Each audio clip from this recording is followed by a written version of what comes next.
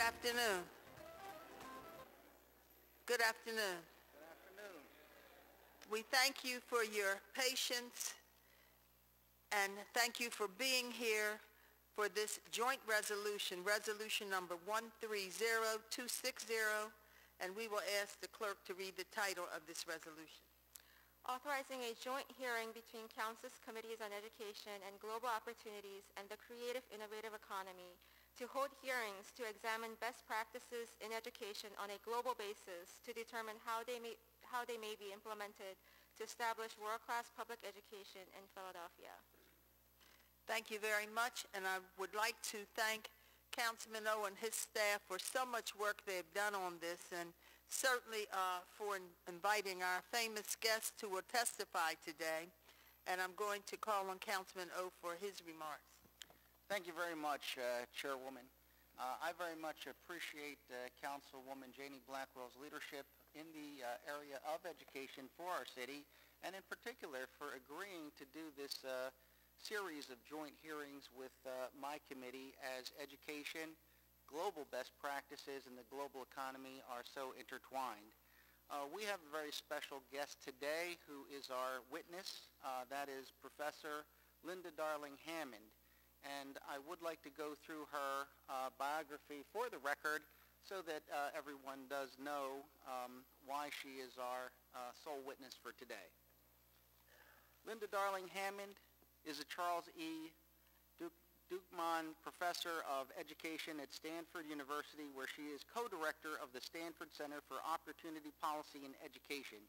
She launched the Stanford Educational Leadership Institute and the School Redesign Network. She has also served as faculty sponsor for the Stanford Teacher Education Program. She is former president of the American Educational Research Association and member of the National Academy of Education. Her research, teaching, and policy work focus on issues of school restructuring, teacher quality, and educational equity. From 1994 to 2001, she served as executive director of the National Commission for America's Future. The executive director of the National Commission on Teaching and America's Future, whose 1996 report, What Matters Most, Teaching for America's Future, led to sweeping policy changes affecting teacher and teacher education. In 2006, this report was named one of the most influential affecting U.S. education, and Darling Hammond was named one of the nation's 10 most influential people affecting educational policy over the last decade. Linda Darling Hammond is author of over 400 publications, including The Flat World and Education, How America's Commitment to Equity Will Determine Our Future, 2010, and Powerful Teacher Education, 2006. She holds a BA magna cum laude from Yale University and her doctorate in education, urban education from Temple University. She began her career as a public school teacher. Her professional experience prior to Stanford University includes director and senior social scientist for the RAND Corporation's Education and program, William F. Russell Professor of Education and co-director, National Center for Restructuring Education, Schools and Teaching at Teachers College, Columbia University. She is currently also a member of the Board of Directors for the National Council for Educating Black Children Abroad, the Alliance for Excellent Education, the National Commission on Teaching and America's Future, and the Center for Teaching Quality, among others. She was education advisor to President Obama during the 2008 election campaign and led his education policy transition team. Dr. Darling Hammond, thank you very much for joining us. And would you please identify yourself and let me just, before I do that, ask my colleagues, Councilwoman Cindy Bass and Councilman Dennis O'Brien, if they have any opening statements or comments before we begin. Well, thank you. I just wanted to, number one, welcome you here to this hearing, and as per our previous conversation, you know, as I said before, I worked with Congressman Fattan. I know that you have worked extensively with him as well on public education, and what a wealth of knowledge both of you are, and so it's really a pleasure to have you here. I'm really just looking forward to your presentation, and thank you so much for making the time to come. All right. right. Would you please identify yourself and begin your testimony? Stanford University. I want to apologize. I just got a new cell phone. I don't exactly know how to turn it off, so I think it might be off. If it rings again, I'll apologize in advance. So I really appreciate this invitation. Philadelphia is a place that is very near and dear to my heart. It's where I began my educational career as a teacher, where I was trained to teach. I got my doctorate, as you know, at Temple, met my husband at the Education Law Center in Center City, had my first child here. My aunt lived in West Philly for many years. My son-in-law is from a graduate of West Philly High. We still have a lot of family here, and I care about what happens in this city, so I'm delighted to be here. I want to sort of step back because I do have this history which begins in the 1970s, and simply say that this does feel a little like deja vu all over again, because the issues of school funding, which are part of what wrap around this concern, go back that far. And my dissertation was actually entitled A Rationale and Design for a Model School Finance Statute for the State of Pennsylvania, and it took up the issues of unequal school funding that existed back in the 1970s. Philadelphia's typically been funded at the average or a little below the average for the schools, and about half as well as some of the suburban districts. That I argued then, and is even more obvious now, as an antiquated approach to school funding. And so part of the issue you're tackling now is one that, while the city can do many things to improve the schools here, also has to be addressed to the state. The state has the constitutional obligation to take responsibility for the adequacy of public education. It certainly helped to create the current crisis with the $1 billion in funding cuts that happened recently. It has the same education clause as New Jersey, the thorough and efficient clause in its state constitution for education. And I will point out in my remarks that New Jersey ultimately has responded differently with very different outcomes. And I want to talk a little about how different responses in that context can dramatically transform the outcomes for urban school systems. I'll also say a little bit about what happens in some successful systems around the world, but you've already had some conversation about that, so I'm going to focus most of my remarks on what we can learn in the United States from strategies that have been successful in states and cities that have had dramatic improvements in their schools. And so I'm going to very quickly review a few things, and I hope we'll have plenty of time for conversation and discussion. In the United States, as I framed it in The Flat World, there are now, people talk about two achievement gaps. There's the traditional gap that we hear about every September between more and less affluent students, typically white students and students of color in the United States, and also the gap between the United States and other countries that have been making deeper and more equitable investments in education over the last 30 years. We were unquestioningly the top country in the world in education in the 1960s and 70s. And we haven't gone backwards, but as we have had a more high poverty population of students, we've been standing still, and other countries have been moving ahead. And some of what they've done, although nothing is ever completely transferable from one culture to another, can be instructive to us as we look at our challenge moving forward. In the 1960s and 70s, we were #1 in the world in high school attainment. On this little chart, the black, yellow, and red bars are the gains that countries have made since the 1970s, and you'll see there's almost no gain for the United States. But places like South Korea went from having about a 40% graduation rate to a 90+% graduation rate over that period of time. And you'll see that in many other countries as well. We used to be first in the world for a long time in college attainment and college participation. We're now about 17th.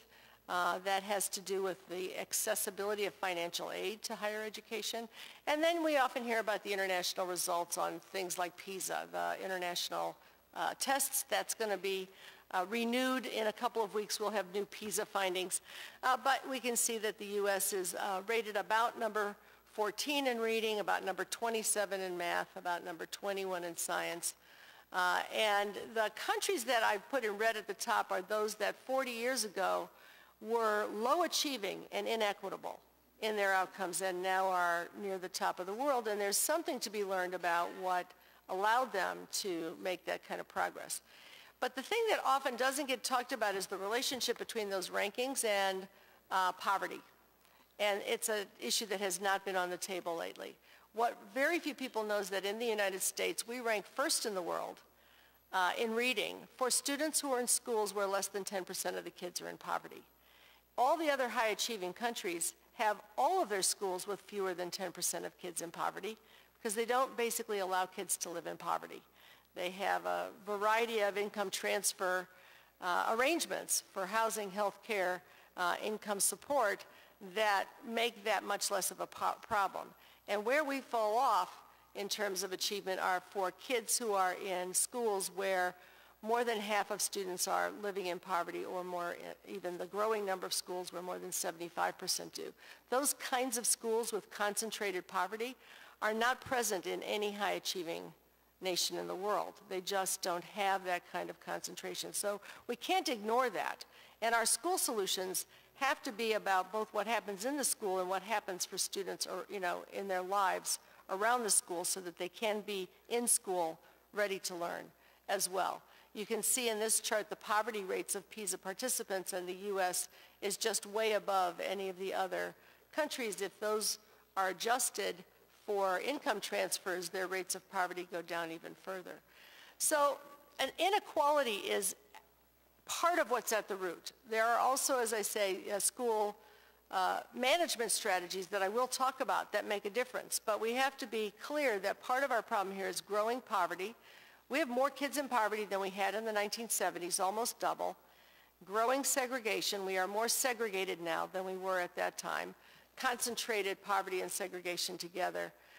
Unequal school funding, both at the state level to districts and sometimes from districts to schools within their boundaries. That creates an inequitable distribution of well-qualified educators, because it's much easier to go teach where the salaries are high and the class sizes are low and the supplies are plentiful than it is to go teach where you're going to be paid less well and buy your supplies out of your own pocket. So that then leads to, or is related to, an unequal access to high-quality curriculum. And at the end of the day, if you do that for a very long time, you get pretty dysfunctional schools. And some of what you are dealing with in Philadelphia, like in some other cities, has this kind of a genesis that can't be ignored as we look at other issues. The other thing that is important in our current context in the country is that we are first in something in the U.S., and that is incarceration. We have 5% of the world's population and 25% of the world's inmates. We have more inmates than China on an absolute basis as well as a proportional basis. Prison enrollments have been quadrupling over the last 3 decades and have outpaced the funding for corrections, has outpaced the funding for education. And I think I saw in the press that went around the recent cutbacks in Philadelphia, the notice of the $400 million being spent on a prison outside the city while $300 million were being taken out of the schools. That's not unusual in some states in the country. 5 states now spend more on corrections than on public higher education. But this is also an education issue, because 50% of inmates are functionally illiterate, and about 70% of adjudicated juvenile offenders have learning disabilities that were not addressed in school. So it's a vicious cycle, and we want to turn a vicious cycle into a virtuous cycle, where instead of continuing to spend more and more on prisons, we're actually putting the resources into schools in a useful way, in a productive way, that will then produce a better economy for the city, better jobs for young people, more wages going and taxes going into my Social Security and your health care accounts as we get older, and the virtuous cycle that allows everyone to progress. So just that little bit of context, I want to now talk about what matters in investing and what kind of things typically work. Again, just a minute on the international scene.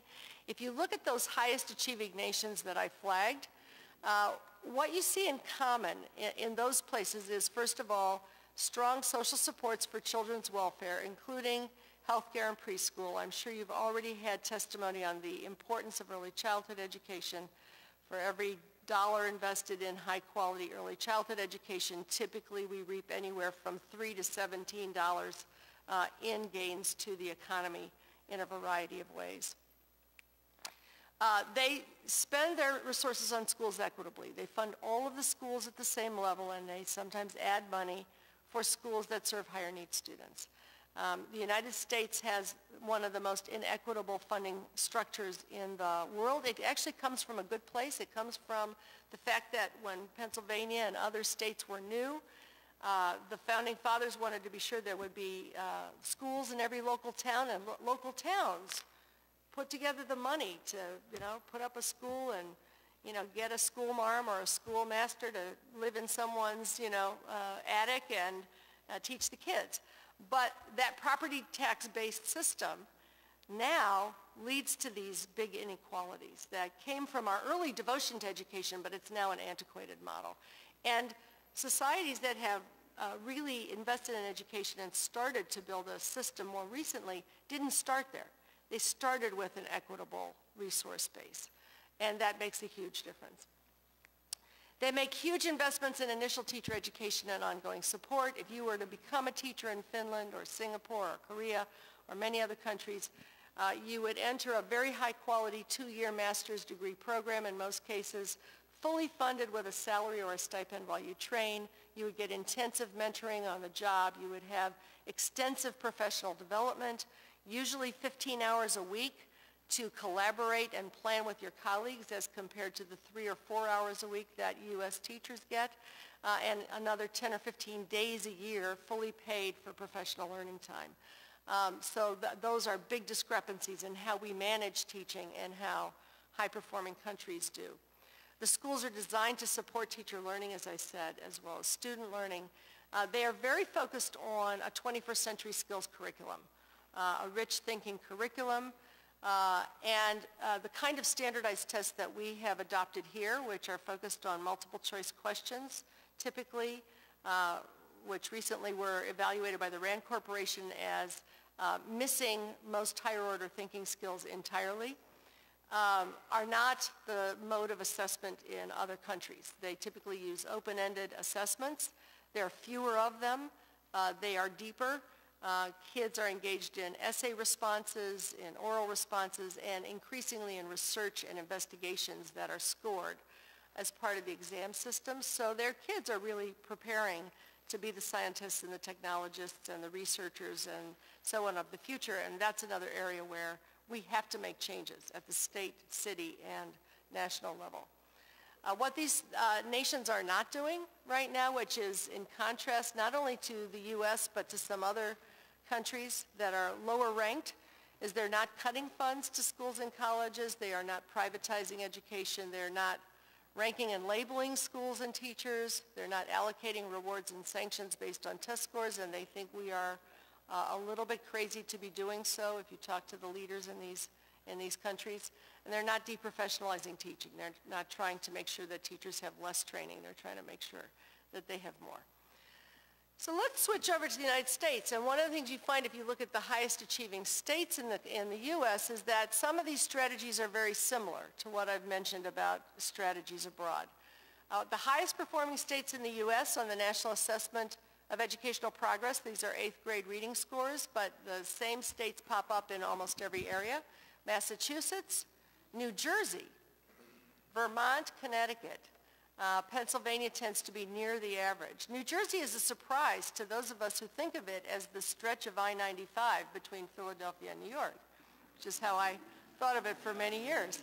What is New Jersey doing on there? Well, actually, New Jersey is a recent arrival at the top of the rankings, and it has to do with some of the reforms that they undertook in the last 10 years. Also, you'll see that greater education, the percentage of adults with at least a college degree, is highly related to productivity, business productivity. And again, the states that are the outliers there in terms of the growth in productivity and the increase in college attainment are Massachusetts, Connecticut, New Jersey, and New Hampshire. So I'm going to talk a little about Massachusetts, Connecticut, and New Jersey. Of those three, New Jersey is the state that has the largest proportion of young people of color in the public schools, about 45%, and more than a third of kids living in poverty.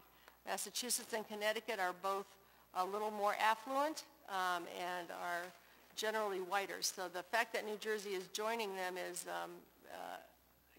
a testament not to the nature of the population, but the nature of the reforms that they've undertaken. Massachusetts and Connecticut were first to hit the top rankings. And by the way, they score as well as Singapore and Finland and so on. So our high-achieving states are very comparable to high-achieving countries. Massachusetts in the early 90s equalized school funding and put in place a weighted student formula which gave more money per pupil based on student income, English learner status, and other areas that might need more income. They followed that, and Connecticut equalized school funding by equalizing teacher salaries across the state.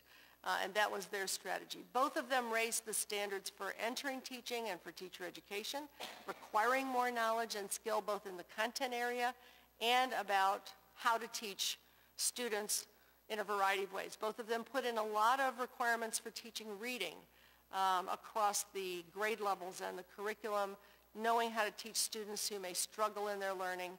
That, by the way, is similar to Finland. And they figured that if you can teach kids who struggle, you'll be able to teach kids who find learning more easy in the school context, and that typically pays out. Both required mentoring, and Connecticut also required that around a clinical performance assessment that demonstrated whether teachers could, in fact, implement a curriculum well in their classrooms. Both of them established student standards, and they used high-quality, open-ended assessments. They both invested in very high-quality professional development, and I want to spend a moment on this because we know something about the kind of professional development that matters. What we know is that drive-by, spray-and-pray, one-stop workshops do not work and produce very little change in teacher behavior or in student achievement. But extended intensive professional development over time where teachers work on a problem, on an area of proficiency, for typically the studies say 50 hours or more, get coaching, et cetera, really can transform practice. And in those cases, they invested in reading recovery, which is a literacy strategy. You have in Philadelphia some really wonderful literacy organizations and collaboratives that have done work that produces big improvements in student achievement, but they are not available to all schools in the city. They're not widely used. In these states, they made these strategies available to all schools across the entire state, rather than a little bit here and a little bit there. The National Writing Project and a mathematics network. They fostered school redesign, which was organized on being sure that parents were more included in schools, that schools learned about child development well, and that they organized for a very personalized experience for children. And then they did this for 15 years. And continuity is the other part of the story. And I'll come back to this, but one of the things that strikes me, having been involved in Philadelphia public education for on and off in various ways over these years, is that there have been many successful programs in Philadelphia. The Parkway program going all the way back to the 70s, and the School Without Walls and many others. The Philadelphia Academies, which spawned academies in the vocational technical sphere across the country. The schools within schools that were put in place in the 90s that produced studies showing great gains in achievement and in graduation rates. But these have come and gone. Philadelphia has not had a sustainability strategy for how to identify what's working and keep it and grow it, as opposed to a popcorn reform strategy where things come and go and pop all over and then they may disappear. So I think that's part of the story that you see in any place that's making great headway against the odds. More recent reforms in New Jersey enabled it to become one of the top five states in the nation on NAEP in reading, math, science. It became #1 in writing. This happened, as I said, it's the only top achieving state serving large proportions of low-income students of color, and it experienced one of the largest reductions in the achievement gap over 10 years. How did that happen?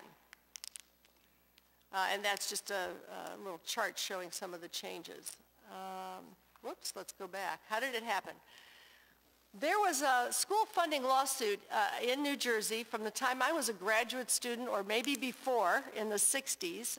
It had many names. It had 9 court decisions trying to correct the fact that the high wealth districts, Princeton, New Brunswick, and others, were spending twice as much as low wealth districts as Newark and Trenton and Camden and other districts. For 30 years, the state refused to equalize the funding. They found all different other ways to argue that they could do thorough and efficient education without actually tackling the funding differentials. Finally, in 1998, Republican Governor Christy Todd Whitman stepped up to the plate and introduced parity funding, where they gave the low-wealth, high-minority districts as much money as the average of the top 100 suburban districts. It was a very big increase. And these were districts that had a lot of dysfunctionality, both at the local school level and in the central office level, because if you have years and years and years of starvation, it's hard for you to maintain a competent and well-supported and well-resourced, smooth-functioning system. So that they had to really turn around. They invested in high-quality preschool for every low-income child in all of those Abbott districts. And that was defined by standards for preschools. They put money into training up early childhood educators. So within 5 years, they went from 90% of those educators having less than a bachelor's degree with a specialization in early childhood to 90% having that qualification. They were very focused about it. The studies showed that cut the vocabulary gap in half for entering kindergartners and the achievement gap that exists before preschool. They introduced whole school reform, and the most successful part of that was for schools that undertook the James Comer model, the school development program, which supports child development and parent involvement. They infused money into teacher education and professional development focused on urban teaching. How do you teach well in urban contexts, which is a more sophisticated basket of knowledge and skills for teaching. They focused on literacy, and then later on mathematics. They brought expert coaches into every school, bilingual classroom libraries, a particular approach to teaching early literacy that everyone had the opportunity for training in. And then they organized a curriculum and assessment system on these higher order skills. And in 10 years, the status of education in that state was turned around. We'll have to see if it sustains, but that was accomplished. Places like Newark, New Jersey, where things are still not as easy as one might want them to be, went from less than a third of kids passing the high school proficiency exam to more than 75% passing the exam. They had the highest graduation rate for African American males in the country in the last 2 years, and it was a focus on these kinds of reforms that transformed work in those cities. I'm going to offer 5 basic thoughts and then a couple of thoughts specific to Philadelphia, and then open up for questions. If we really want to be long-term in the thinking, obviously the first thing is we have to create a level playing field, and that means redesigning school funding at the state of Pennsylvania so that Philadelphia gets the share that its children need and deserve, and creating access to stable educational resources. You can't have the rubber band, effect and create sustainable reform. But the same thing has to happen in the city, that funding has to be equitable across schools, and it has to be focused on the investments that research shows us matter most. Getting well-qualified teachers who are continually developed to improve their skills, quality curriculum, and the instructional supports that are needed. Early childhood is key. If you start with an achievement gap and you don't close it before kids get here, then it's very hard to close it over time. And in fact, Studies out of Johns Hopkins showed that if you take ninth graders who are affluent and compare their scores to ninth graders who are lower income, the gap in scores at ninth grade is caused primarily by two things. A third of that gap was present at kindergarten. It occurred because of the differential access to early learning opportunities. Two-thirds is because of summer learning loss, and I'm going to come back to this. But kids are progressing generally at the same rate during the school year, but affluent kids go off to wonderful, enriching summer camps, and actually their scores go up over the summer. And low-income kids typically do not have those opportunities, and their scores typically go down over the summer. So for teachers, every year, it starts a little bit further apart. So those things are critically important.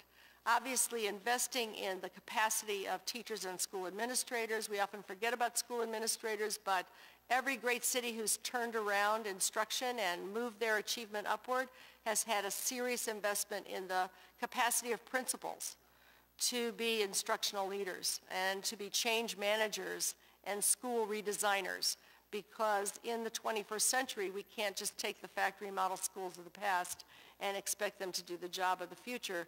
And it's going to be the job of teacher and administrator leaders to redesign schools as well. They focus on the right kind of learning, and that means really explicitly organizing curriculum and assessments to focus on 21st century skills and not just recall and recognition or picking one out of five. I won't take too long on this, but multiple choice testing over the last decade and a half, which has increased in the country, has been found to actually reduce the amount of attention to the skills that you see kids in other countries increasing their attention to. And this Texas teacher put it this way. She said, I've seen more students who can pass the test but cannot apply the skills to anything if it's not in the test format. I have students who can do the test but can't look at words in a dictionary and understand the different meanings. As for higher quality teaching, I'm not sure I would call it that, because of the pressure for passing scores. More and more time is spent practicing the test and putting everything in the test format. We've had a test-based reform, and assessments have virtues, and knowing how kids are doing is a good thing, but the assessments have to evolve to be high quality in what they're asking teachers to teach toward and kids to learn toward, and we haven't done that nationally, and that's an issue for us. I'm not going to spend a lot of time on that. Finally, the last thing I'll say is that it's important to foster and scale up successful school models. And as I mentioned earlier, Philadelphia has been a hotbed over different periods of time of successful school models. You have successful school models right now. In both district-run and charter school sectors, there are schools that are doing very well. There are also schools that are doing poorly.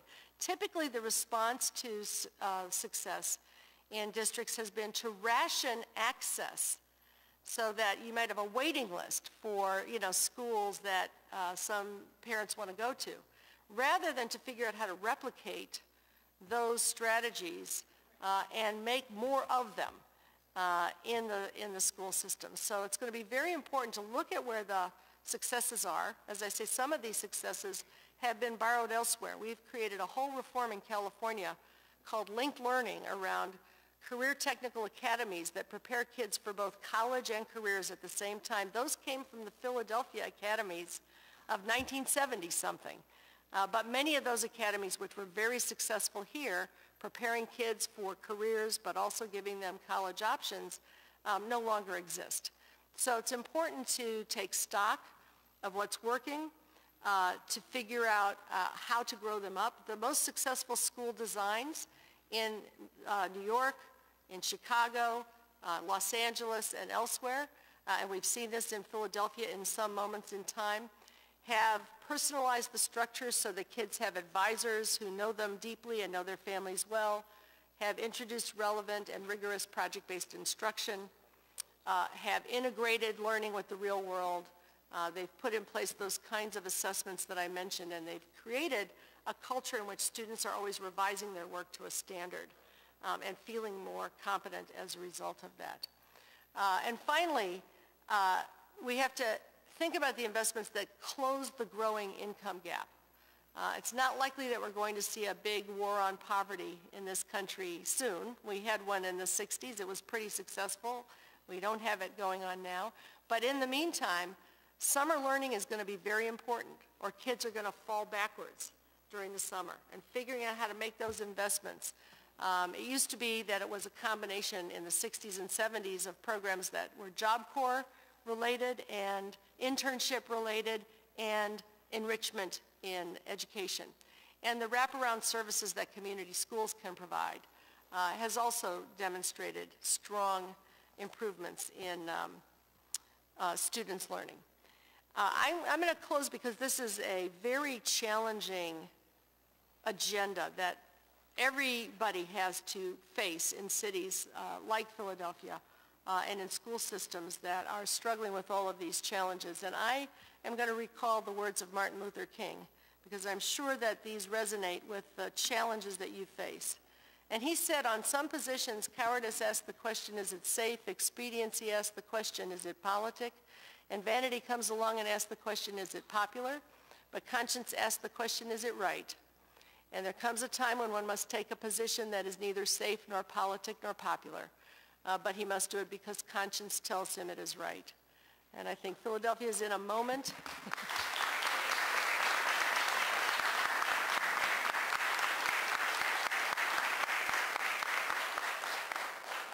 Philadelphia's in a moment where a lot of people are going to have to step up together and call for both the city and the state to do what is right. Professor Hammond, thank you so much for your testimony. Dr. Linda Darling Hammond. Before I give the mic to our chairwoman of the Education Committee, I'd like to recognize that our majority leader, Councilman Curtis Jones, has joined us, as well as Councilman Brian O'Neill. And Chairwoman Janie Blackwell, I leave you the microphone. Thank you very much. Thank you for the excellent testimony. We want to open the mic to questions or comments from anyone. Councilman Jones. Well, first of all, thank you both for having this worthwhile discussion, hearing about the very future of our city. Without an educated workforce, we are destined to continue to fall by way of the prestige ladder, by way of the growth ladder, by way of every measurement. Great cities are measured by. A couple of questions, and I've had an opportunity to travel abroad, whether it was Korea or China or the Middle East. There was an emphasis also placed by, well, two questions. Number one, how much does this cost on average per student? And then if there is a gap between, 100 or 98% great outcomes and what we're actually paying for, how do we fill it? So, you can't do much of an easy comparison between other countries and the U.S., in part because although they spend less per pupil on average than we do in the U.S., they also don't have the challenge of covering health care for children or health care for adults, which is a big bite, as you know, of the budget, because usually health care is centrally provided and so on. In this country, the highest spending states that are actually also the highest performing are typically spending, upwards of $15,000 per pupil. And that's, obviously cost of living differentials matter, and it costs more to, live in some places than others. But in state contexts, cities like Philadelphia typically have a higher cost of living than some rural communities or suburban communities, and also have higher pupil needs. And the school funding formulas that are in place in the places like New Jersey and Massachusetts and places where I've flagged that kind of progress have typically put more resources in to meet higher pupil needs and to be sure that people that the districts have the resources that can address the fact that when students come to school without access to the kinds of libraries or other community or family resources that some other kids have, that it's going to have to be provided in the school, that you have to marshal those resources to provide it there. The only other question I would have, and thank you for your testimony, is the relationship with not future jobs, but real jobs, and then retro-engineering a curriculum for those kinds of skills, for those kinds of opportunities. I had an opportunity to go to Lehigh Industrial Training Center. They had 5,000 young people in there, and I returned, I tell my colleagues all the time, with municipal envy, because they had all of these technical training, from nanotechnology to this to that, aerospace design for metallurgy. I mean, great stuff, and we kind of missed the boat by their planning retro-engineering because of the industrial nature of the region, working with the companies to say, what skill sets will you need in 5 years? And what types of employees are you looking for? And they design them. How do we get a better handle on that kind of preparing our young people for future opportunities? I think that's a great question, because one of the things that strikes me when I go to other countries is that every child has access to programs that will absolutely guarantee them a future in an area of interest to them. And so many of our kids are just trying to find a way to access any part of the labor market. The model that began in the 70s in Philadelphia, called the Philadelphia Academies. The first one was an electrical academy. I actually evaluated it as a graduate student. Tremendous outcomes for kids, both in college and careers. Was a partnership with industry. It was a partnership between industry and the local schools. Those academies grew. They are now a national movement of academies. There's a National Academies Foundation. It all started here in Philly. We've adopted it in California statewide. There's legislation. And these schools are business industry partnerships with education to build a setting in which kids are engaged in internships in industry while they're also completing the coursework that will allow them to have the college option as well as the career option in those schools. They get very strong graduation rates, very strong achievement rates for a wide range of students who participate. And I think the link to industry is key, because how can a system anticipate the needs of industry, for technologies that are evolving so far in the future, if that industry connection is not forged? So I think one of the things I would say is this is a place where some of those kinds of programs have been built in the past, and we need to look at how more of that could be done, I think, in the future. Thank you, Mr. Chairman. Madam Chair. Councilman O'Brien. Thank you, Madam Chair. Thank you, Madam Chair. I'm very impressed with your presentation. I have some very specific issues that I'd love to talk about, but I'll go general because I'd love to talk about special needs kids, learning disabled kids, kids that have ADHD, dyslexia, language processing issues, autism, and other disabilities. I find it most interesting in our current situation that you're focused on the economics of education. And I'm not going to take up too much time. I'll just point to an article, and I'll give it to you before you go, so I can get it from upstairs. I wrote a letter to the editor in the Daily News, and it was entitled, "Corbett, You Created This Mess." I was around in the 70s in the state legislature. We had a guy named Marion Escotti, who was the lobbyist for the school district. He understood formulas. He understood density and poverty and all those issues.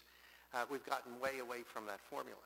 But very simply, I stated in this article that, and I believe we have to draw a line in the sand, and we have to accept responsibility for who we are and what we've done in the city of Philadelphia, but we have to move forward. And that historical accounting is critical to that conversation. The historical accounting is we've not created this mess that we're in the school district of Philadelphia.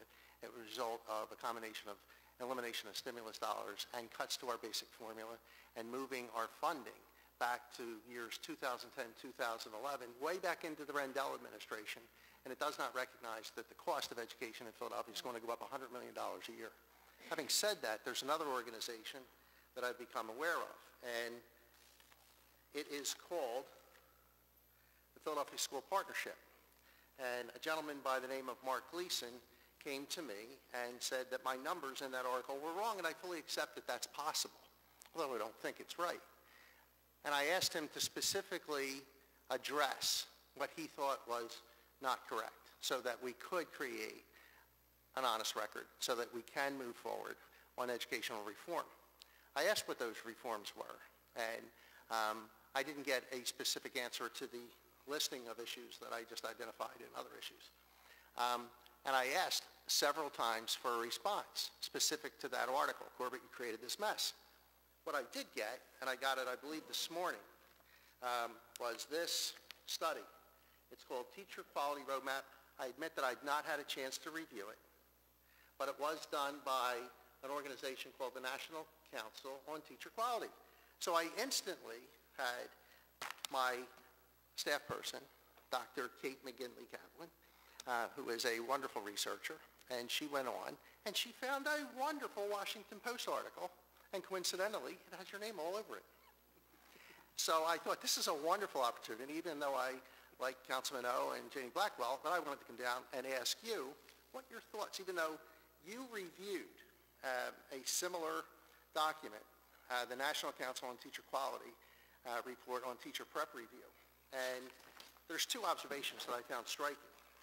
One is that in their inaccuracy, the data is shocking.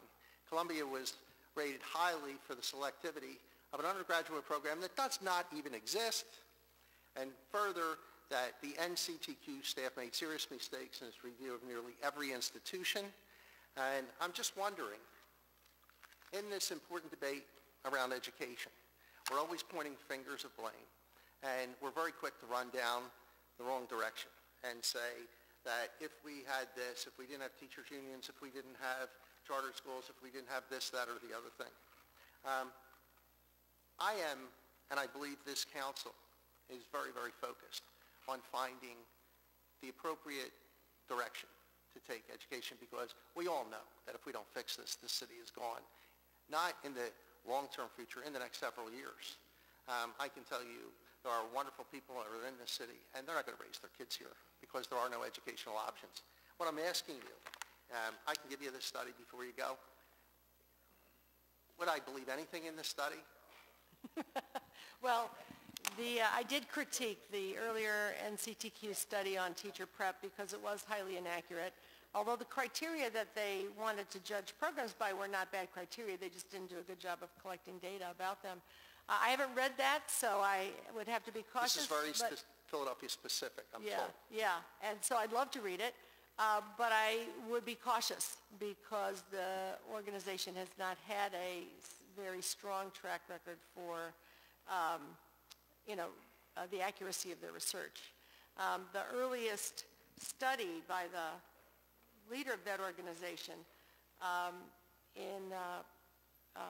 about 20 years ago in Maryland criticized the state for increasing the expectations for teachers' knowledge of how to teach students to read, because it might be a barrier for people who wanted to come into teaching without any training. When you talk about special education students and the whole set of issues around that, we're spending so much more money on special education in most parts of the country and doing it ineffectively because we're not investing in the expertise of the people who will teach the children. I concur. And if we could do that, we would end up saving a lot of resources and getting much better outcomes for children. So I worry about a framework that does not start with the presumption that smarter teachers will help us get smarter kids. Thank you. Councilwoman Bass? Thank you. Thank you for your presentation. I think that you did an excellent job of organizing the information and data that was presented, and we really, I know the entire committee would like to have a copy of the data that was presented because it's valuable. It's information that I think in bits and pieces we have, it's not necessarily all new, some of it is, but the way it was organized I just think was really brilliant and very well laid out, so I thank you for that.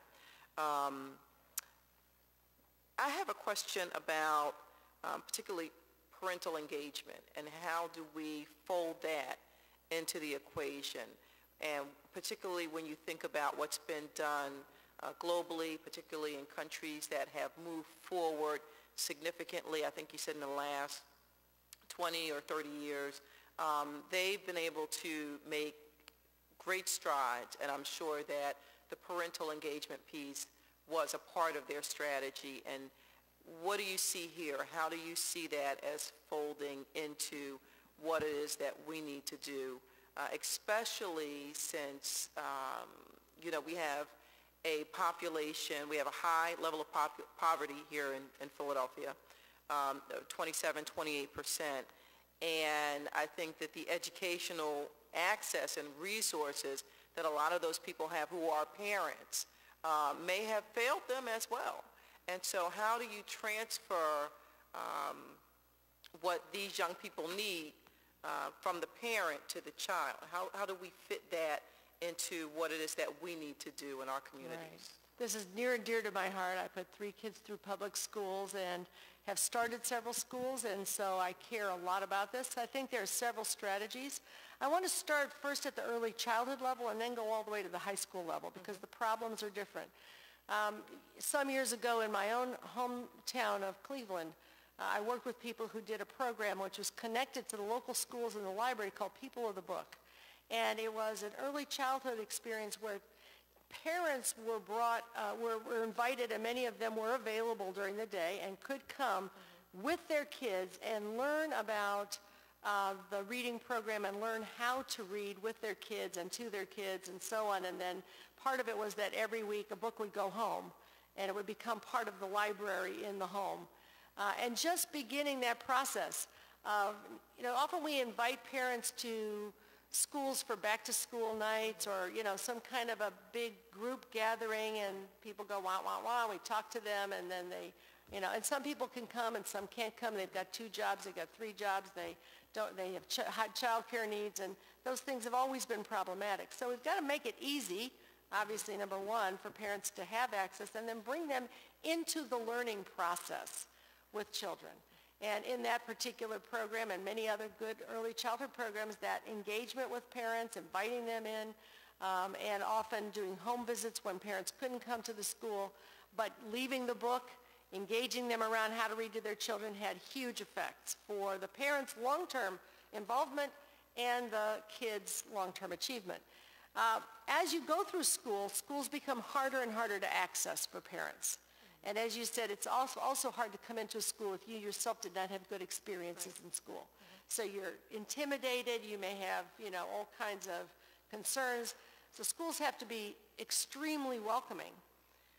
We have to design parent engagement with teachers so that it is often one-on-one. That means we may have to pay teachers for the extra time that it takes to be available for a parent-child conference after school or even on a weekend. It may mean that you need to design a way to find and pay for the time for home visits and things like that. And we have a lot of schools that have been engaged in this kind of work where parents and teachers can make a one-on-one connection. At the high school level, I've been involved in redesigning high schools, and I started with colleagues a high school in the lowest income community in California, East Palo Alto, across the highway from Palo Alto. 95% low income, 85% English learners.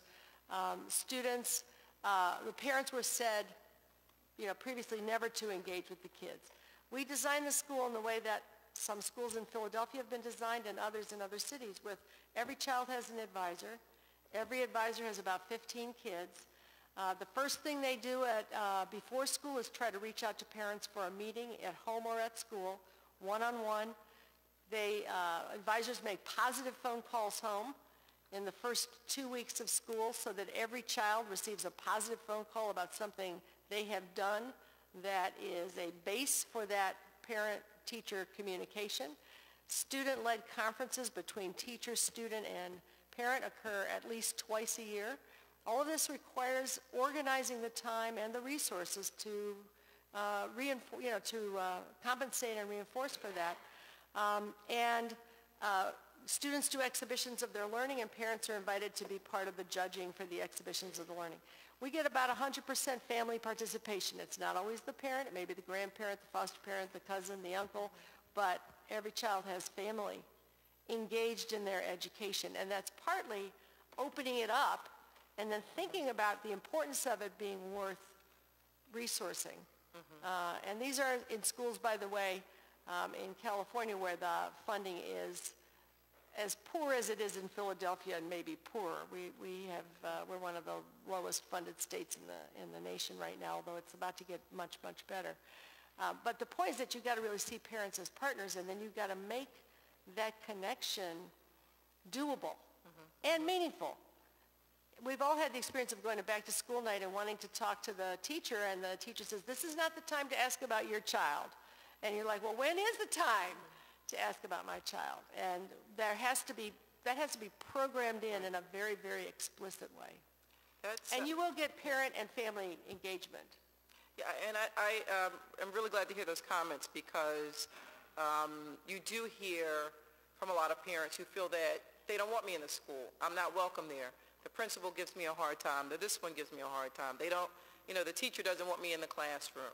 And I can tell you, I spend every Friday in schools in my district to sit down with the principal to see what's going on, find out what do you need, what's happening, what's going on. And I can tell you the most successful schools have parents in them. Yeah. They have parents who are there who are volunteering, maybe not parents like you said, parents, grandparents, aunts, uncles, someone is in that class. And you see the difference. It makes a huge difference. But I also wanted to say that the positive phone call, I think, is a big win. And it never dawned on me before. But I know that a lot of parents, when they see the school call, and they don't want to answer the phone. And so, I've heard this from principals, and, when I've sat down and talked to them, they said that they, some parents have blocked the school number. Just unbelievable. But they don't want to hear it, and so having a positive relationship, starting off, particularly when you have a parent who had a poor, bad, whatever you want to call it, educational experience themselves, setting a different tone, I think will go a long way for both the parent and the student. So I think that that's an excellent idea. It didn't dawn on me before, but thank you for suggesting that. We make our student teachers do that in the Stanford Teacher Education Program. They have to learn how to make positive phone calls home, and they're very nervous at first about calling home. Right. And then parents are shocked to get a positive call. But in schools that adopt that practice, and every parent is getting those calls at the beginning of every school year to build a relationship, it means that everything else that you do can happen more productively. So I'm glad you appreciate it. I think it's, many teachers do want to do this kind of work for their kids. The other thing is that if you're in a high school and you have 180 kids a day, or whatever it might be, you can't call 180 parents all of the time. But if you have an advisory system, then each advisor has 15 or 17 kids. Sure. Then you can really be sure that that goes on. So all of those things help. Thank you. Thank you very much, Councilwoman. Councilman O had some concerns and questions. Thank you very much, Chairwoman. And I just wanted to note that Councilman James Kenney was seated there, took a phone call, probably will return. So one of the things that you had talked about in your presentation was somewhat the disenfranchised, or those who were kind of considered by many people as not our problem. You talked about English learners, people in poverty, those who are incarcerated. And so one of the issues that I think we are kind of dealing with as a city, as a society, as a community, is where shall we put our limited resources when it comes to education and better education? And when it comes to the issue of equity in education, I'd like you to talk about the value of equity in education when it comes to best practices and most competitive school districts. Can you clarify what you mean by most competitive school districts? You mean the highest performing school districts? Yes. Well, I think one of the things we've seen increasingly is a judgment about how to allocate resources in high-performing districts. And I'm thinking here of both the weighted student formula approach to school resource allocation in places like San Francisco, which is probably the top performing city in California, and the reallocation of resources in Montgomery County, which is the fourth largest school district in the United States, where both of them drove a reduced achievement gap but stronger achievement for everyone. And some of that has to do with putting resources where the high needs are of particular kinds. And what are those particular kinds of resources that one wants to be sure are there? Back to the New Jersey example, early childhood education for, readily available at high quality for every low-income child will make everything that happens for the rest of the school career more productive. So early childhood people are in the house. So that's a targeted resource that will pay off. Summer programs for kids who will otherwise not have the opportunity to not fall back.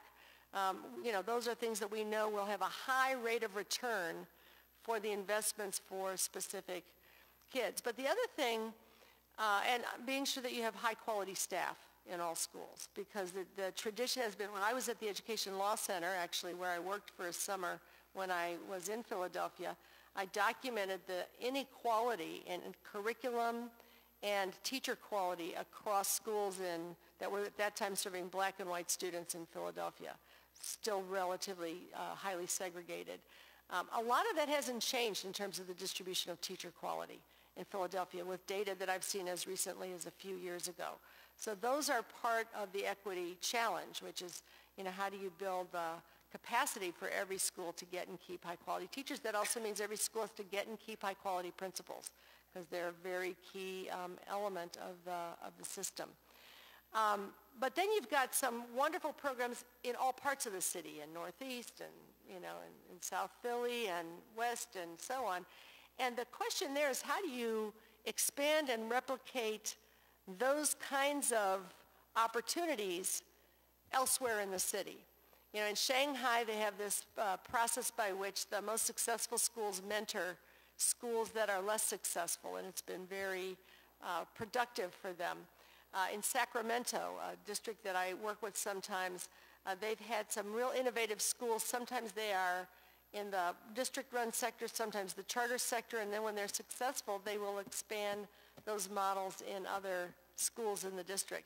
So I think that's an equity reform, regardless of where in the city it's happening, so that parents and children who want access to those programs and educators who'd like to learn how to do that kind of work are enabled to spread success. Earlier when we were talking, compared it to a yogurt strategy. You know how when you're growing your own yogurt, I don't know if there are any people who do that here, you could take a spoonful of the yogurt and put it in another cup and then add some more milk and it'll grow more yogurt. You need some kind of a strategy like that to replicate success as well. Yes, thank you very much. I will make a statement because we are being televised and our communication is being kind of broadcast.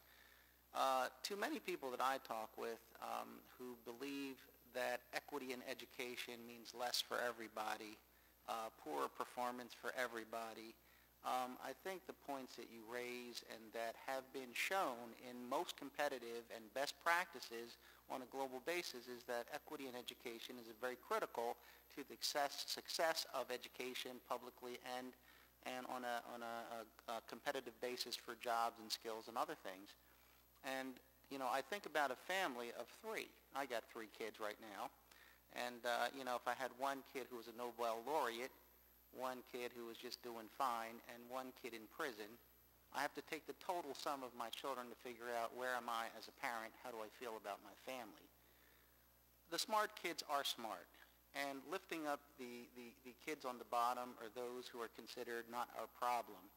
Yet they still drain and create problems and issues and unhappiness and concerns, and really these successful school models, by having equity, really address all those problems in a early sense and in a sure sense, ensuring that those school systems, by providing equity in education, good education, universally, they have been dramatically reformed in terms of where they place in the global economy. So equity in education, I think, is so very important. I thank you for your testimony. Thank you. We done? Councilman O'Brien? Okay. That sounded like a closing. So. Yeah, Sorry. I always jump in after the close and make Yeah. a mess of it. I just have an affinity for epidemiology, and I'm very impressed with your outline, and especially the New Jersey experience. You have a national reputation. I have an epidemiologist that I deal with here in Philadelphia, and I posed this question: how do you get your arms around the educational issue?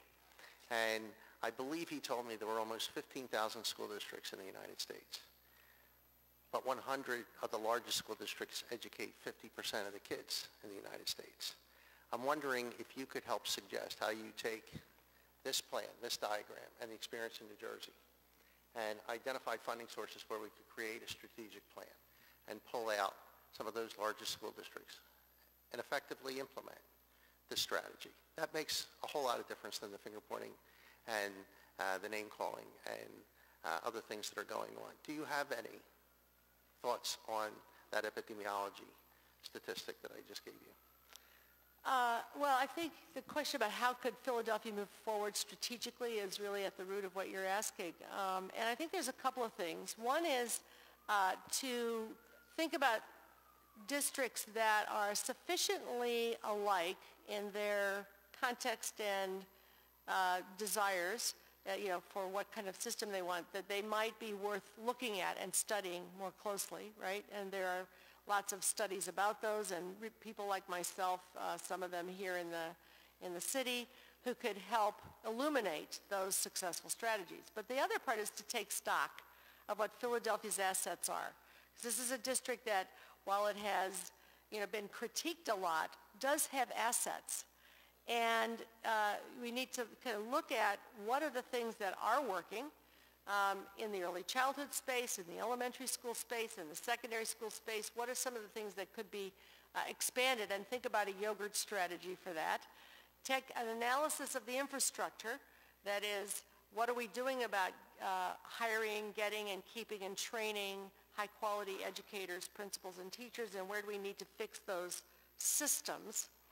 And those will be needs irrespective of which school models you adopt. And then create a plan for stimulating this kind of both patching of the infrastructure and replicating of high-quality school models. The systemic approaches that places like San Diego and Boston and trying to think of some of the districts that have had the strongest achievement gains in recent years, have typically included a very strong analysis of how to build the knowledge and skill base and the continuity and depth of the teaching workforce as part of a strategy that might also include some school redesign within either existing schools or creating new schools to meet particular needs or replicating models. So I would say that those are the kind of next steps. There are some, you may want to get a strategic analysis by one of the universities or a place like Research for Better Schools or one of the other organizations to kind of to help with that stock-taking activity. One of the things that strikes me, I go to Singapore frequently and look at aspects of the schools. They come to the United States frequently too and study what we've done and then take it home and scale it up. We tend to do it and start it and stop it, and we don't tend to take good care of our assets. And I think that's a difference. I'm a conservative at heart. I think when you have assets, you should conserve them and build on them. But one of the things that I see them doing is as they look at what they're going to do to redesign schools, they have a portfolio much like you have here. You have district-run schools, you have charter schools, you've had some schools that were run by universities. They also have a very mixed model system. But they're not trying to rank and sort the schools against each other. They're trying to develop, invest, and analyze what's happening in every school and meet needs that are apparent from that analysis. And I think that's the framework. When they identify a need that isn't being met for a group of kids, then they're planting a new program or planting a new school, studying it, and then replicating it. So we need a systematic approach like that, that values what's here and then builds on it.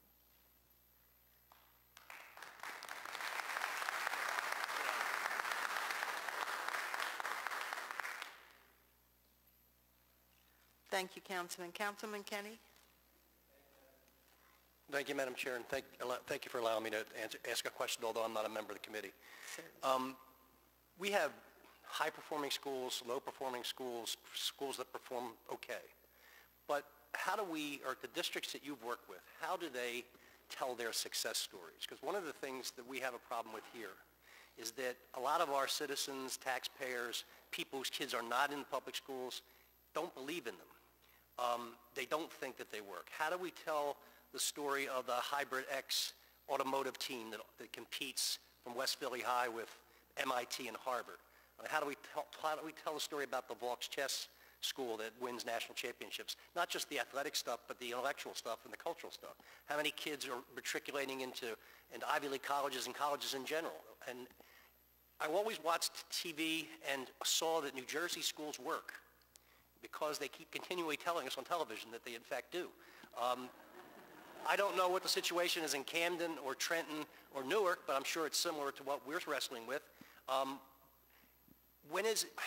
know we don't have the money internally to do that kind of advertising, but I would think that a campaign of gathering dollars from foundations, from corporations, and constantly bombarding people with our children who are diverse, who are successful. I'm looking at Lisa Kaplan here from Jackson School that has gone gangbusters. Everything they do is just exciting. And that needs to be on television so people, not necessarily the people outside the city get it, but the people who live inside the city.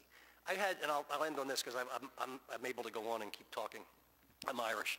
I had a situation in South Philly where they closed 2 Catholic schools in the same neighborhood, which was uncalled for, but it happened. And when I said to a lot of the parents who are active in the movement to keep one of them open, I said, I have a suggestion. Why don't you take all of your children and register them at Sharswood, which is next door to Our Lady of Mount Carmel, the Catholic school they were closing, and take all your energy and all your ideas and all your involvement to Sharswood. Now, you can do your religious training anywhere. It's not, we had CCD kids when I was in Catholic school. And they said, no, we can't send our kids to public school. And how do I change that mind to say that, and I know it's got to be advertising. I know it's got to be a campaign. It's got to be something that is visual for people to see and latch on to. And do you have districts you work with that have concentrated campaigns to show their success? Yeah, absolutely. Okay. And part of it is that the district office itself has to be organized to be documenting, collecting or doing the research and knowing about all of these assets. And that should be a function in the district. Many districts have pruned away their research and research division, so they don't have a way to keep track of what is happening, what the successes are, and where might we want to both hold them up and help others learn from them. So that's number one. I think that has to be there. And then, of course, there's a messaging strategy, and there's engaging the media and getting the television and the reporters to both be willing to and then to cultivate that continual flow of information that allows people to see what is working and why it's working.